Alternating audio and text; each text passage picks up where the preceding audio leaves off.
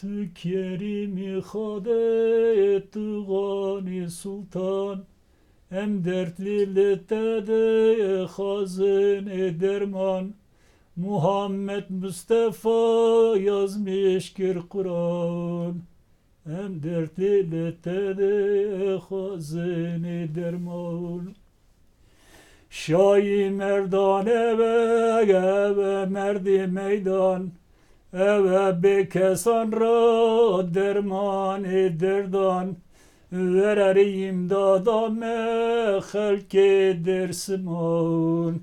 Hem dertli levande hazine derman Hasani Muşteba İmam-ı Diyan Hüseyin'i Gerbela Şahi Şehidan İmam Zeynel tüme Mekke giriyon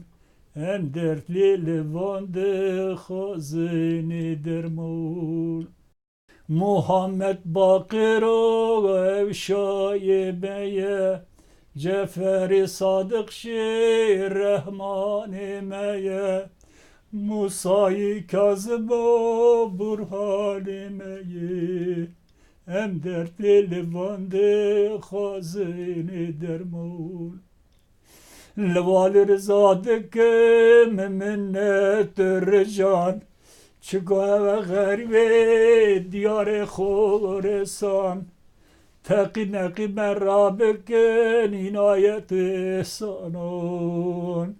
Hem dertli levande hazine derman Hasan al-Eskeriye vere cari Çıkı hem hallik fakir dike nezare